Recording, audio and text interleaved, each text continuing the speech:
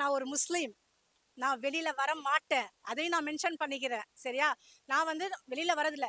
But Vijay சொல்றது கட்சி main தான். 3 விஷயம்.